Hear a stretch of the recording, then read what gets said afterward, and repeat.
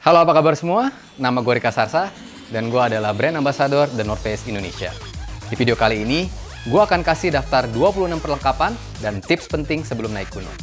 Sebelum kita mulai, pastiin kalau kalian sudah subscribe di channel-channel ini, The North Face Indonesia, dan juga Rika Sarsa Official. Jangan lupa untuk pasang lonceng notifikasi, biar nggak ketinggalan video-video terbaru. Tanpa membuang waktu lagi, langsung aja kita bahas ke topik utamanya.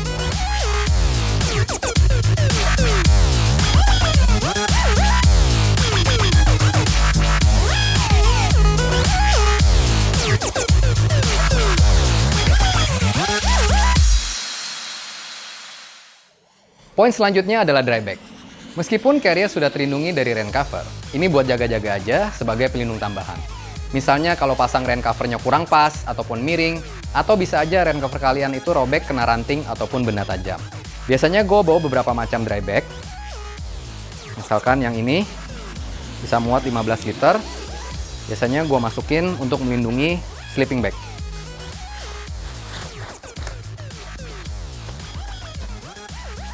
Setelah dipasang, pastikan kalau udaranya itu keluar semua. Tekan dulu.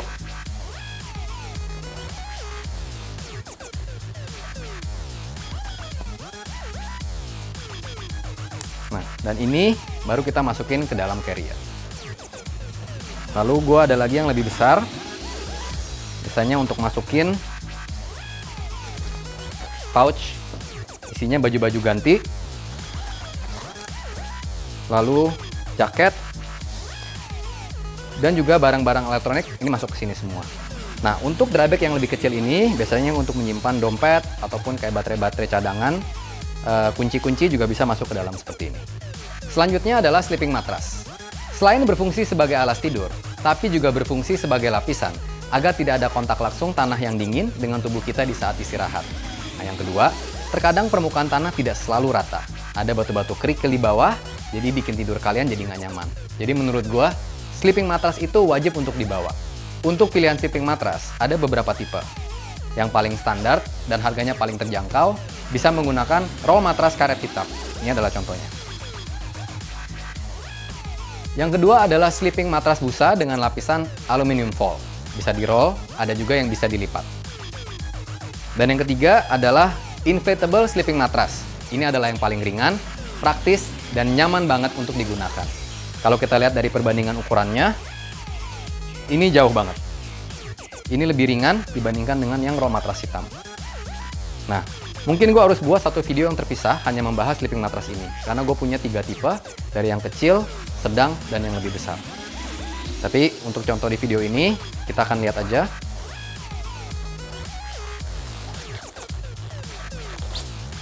Sudah terlipat dengan rapi. Ini buat nambal. Oke. Jadi kalau kita roll buka seperti ini, lalu kita tiup, atau juga bisa gunakan pompanya.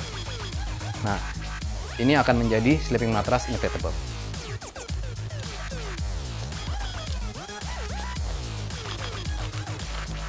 Dan yang berikutnya, ada lagi yang namanya air pillow. Kalau kita buka, ini ditiup, akan menjadi bantal.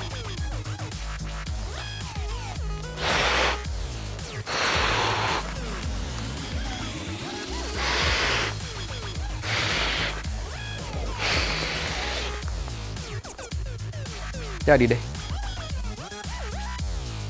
tinggal ditutup, dan kalau mau dikemas, tinggal dibuka.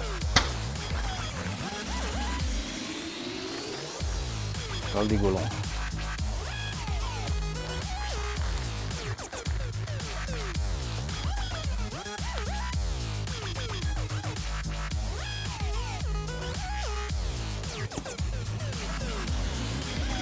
Poin berikutnya adalah penampung air atau water storage. Wadah untuk menampung air minum jelas nggak boleh sampai lupa. Ini udah menjadi perlengkapan yang sangat vital ketika mendaki gunung. Tips yang pertama, sebelum mendaki, cari informasi ada mata air atau enggak di jalur pendakian. Perlu diingat, dalam kondisi tertentu, terutama di musim kemarau, mata air juga bisa kering. Jadi kalau nggak ada mata air, tanya lagi apakah nanti ada warung yang jualan air bersih. Jadi pelajari dulu jalur pendakian yang akan ditempuh. Tips yang kedua, jumlah konsumsi air minum setidaknya 4 liter per orang per hari. 1 liter untuk pendakian setengah hari, 2 liter untuk beberapa jam kemudian, dan 1 liter lagi ditambah untuk hari yang panas. Khusus jalur pendakian yang titik mata airnya masih diragukan, prepare untuk bawa stok air lebih. Perlengkapan yang gue bawa ini ada di depan gue. Biasanya gue bawa water camel dengan selang minum, water bladder, dan juga tumbler. Nah, kita bahas satu-satu. Water camel ini bisa muat dengan ukuran 2 liter. Biasanya disimpan di bagian dalam carrier, ada kantong khususnya, dan juga ada loopnya. Nah, ini gampang banget carinya, di hampir setiap toko sepeda juga banyak. Punya gue ini muatnya 2 liter, ada juga yang bisa muat lebih. Nah, ini praktis banget, karena bisa dengan mudahnya minum kapan aja, tanpa harus kita muter badan, nyari-nyari tumbler. Yang kedua ini adalah water tumbler. Ini muatnya 750 ml sebagai cadangan air minum di saat trekking. Jadi kalau yang di water camel ini udah habis, gue masih ada backup di sebelah sini. Nah, yang berikutnya gue selalu bawa. Biasanya ini gue bawa pada saat kondisi kosong, gue lipat. Jadi bawanya juga praktis. Biasanya kalau gue udah ketemu mata airnya, water bladder ini gue isi penuh sebelum melanjutkan perjalanan.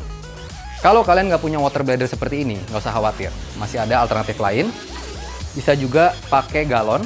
Yang ini kecil, ukurannya 2 liter. Ada juga yang lebih besar, 5 liter. Atau beli galon lipat seperti ini. Ini juga harganya jauh lebih murah. Dan ini kalau diisi, bisa diangkat seperti ini.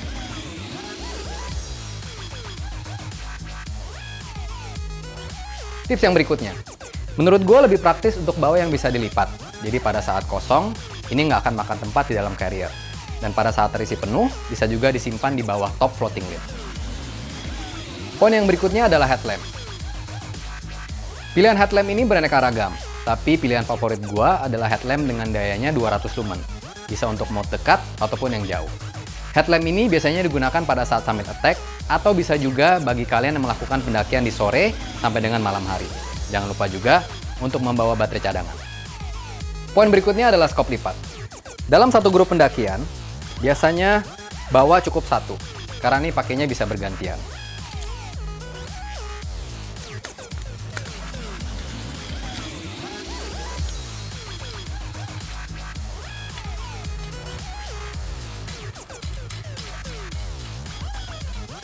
Oke, bisa model skop ataupun yang model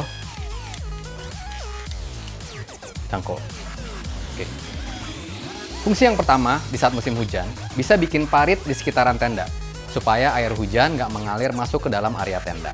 Yang kedua, bisa digunakan untuk gali lubang pada saat buang air besar. Kalau kalian nggak bawa ini, gue yakin, pasti kalian buang air besarnya sembarangan, dan ini termasuk nyampah loh. Berikut ini gue kasih tips cara buang air besar di gunung. Tips yang pertama, bawa skop, tisu, dan botol air mineral. Ingat, jangan gunakan tisu basah, karena tisu basah itu sulit untuk terurai dan beberapa gunung melarang untuk bawa. Tips yang kedua, cari semak-semak jauh dari perkemahan, jauh dari sumber mata air, jauh dari rombongan teman-teman yang suka iseng, dan yang paling penting, jauh dari lintas jalur pendakian. Tips yang ketiga, gali lubang dengan skop dengan kedalaman setidaknya 1 jengkal tangan atau lebih. Tips yang keempat, setelah buang air besar, tutup kembali lubang galiannya. Dan pastikan tutupnya itu jangan ngasal. Tutup kembali dan pastikan tanahnya itu padat.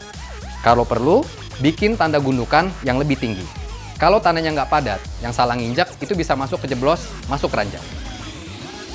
Poin berikutnya adalah raincoat. Tips yang pertama, gue menyarankan untuk bawa 1 set raincoat, yang atas, dan juga yang bawah seperti celana ini.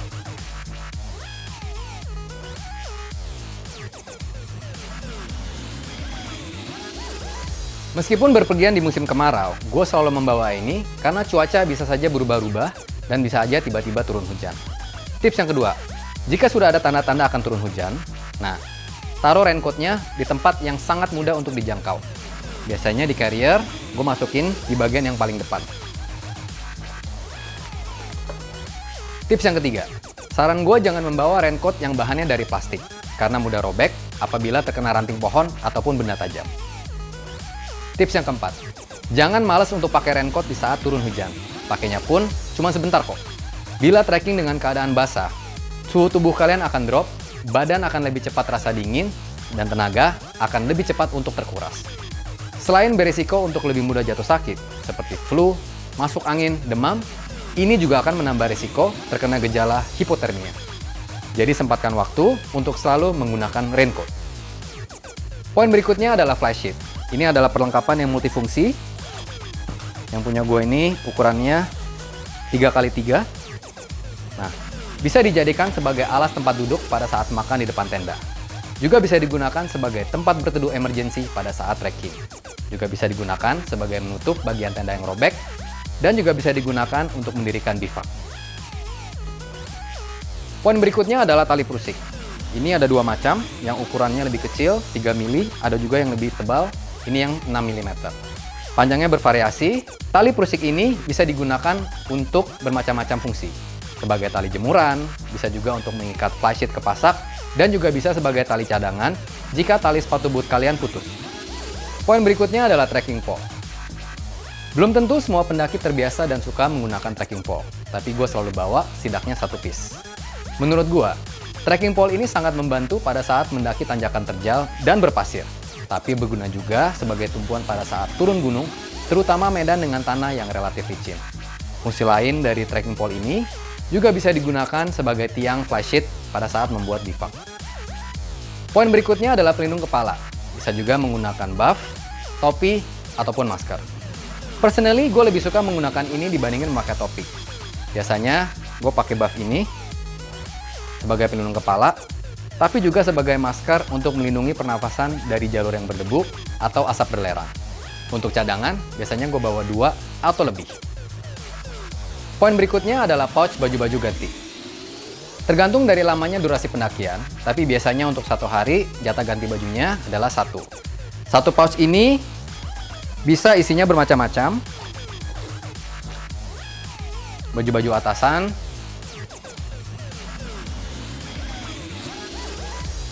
celana pendek, juga kaos kaki dan pakaian dalam. Jadi semuanya dimasukkan ke dalam pouch biar lebih rapi, dan juga kalau mau ngambil ini akan lebih gampang. Kalau kalian masukin bajunya nggak pakai pouch ini, biasanya barang-barang ini akan masuk ke sela-sela ke dalam carrier. Jangan lupa juga untuk lindungi pouch baju ganti ini ke dalam dry bag. Poin berikutnya adalah jaket dingin. Jaket dingin ini wajib dibawa dan cenderung digunakan menjelang sore dan malam hari. Setelah matahari mulai terbenam, perlahan-lahan suhu dingin akan mulai terasa. Perlu diingat, agar untuk menyiapkan jaket sesuai dengan kebutuhan, terutama untuk gunung yang memiliki reputasi lebih dingin. Nah, untuk pouch dan jaket ini sama-sama dimasukkan ke dalam dry bag. Poin berikutnya adalah sarung tangan dan juga kupluk. Biasakan untuk membawa 2 item ini, meskipun belum tentu diperlukan. Tapi buat jaga-jaga, terutama kalian yang kurang tahan terhadap suhu dingin, perlengkapan ini wajib banget untuk dibawa setiap saat. Poin berikutnya adalah boot gaiter. Fungsi gaiter ini yang utama adalah mencegah pasir, tanah, kerikil agar tidak mudah masuk ke dalam boot. Misalnya pendakian seperti Puncak Rinjani, Puncak Semeru, Raung, dan sebagainya. Dan yang kedua, gaiter ini juga bisa berfungsi untuk melindungi kaki kalian pada saat melintasi jalur semak berduri atau semak dalam kondisi yang basah. Gaiter ini sangat ringan dan mudah untuk dipacking. Poin selanjutnya adalah trash bag. Sebagai pendaki yang bertanggung jawab, sudah sepantasnya untuk tetap menjaga kelestarian alam. Bawa turun kembali sampah kalian, dan ini akan selalu kembali diingatkan di setiap base camp. Tips yang pertama, agar terhindar dari serangan babi hutan, usahakan agar jangan ada sampah yang menumpuk di sekitar tenda. Beresin sampah dengan baik, terutama sisa-sisa makanan. Opsi yang lebih baik adalah menggantung sampah di batang pohon. Tips yang kedua, sebelum trash bag digunakan, trash bag juga bisa berfungsi sebagai pengganti dry bag.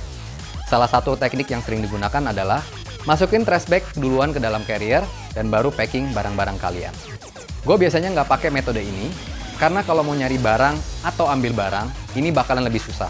Jadi biasanya gue packing pakai dry bag atau plastik yang terpisah-pisah. Poin yang selanjutnya adalah backpack untuk summit. Di saat pendakian summit, gue biasanya menggunakan tas ukuran yang lebih kecil dan jauh lebih ringan. Nah, barang-barang yang masuk ke sini biasanya gue bawa seperti raincoat, air minum 1 liter sampai dengan 1,5 liter. Gue juga masukin makanan ringan seperlunya. Baterai cadangan, bisa juga untuk headlamp dan juga untuk action cam.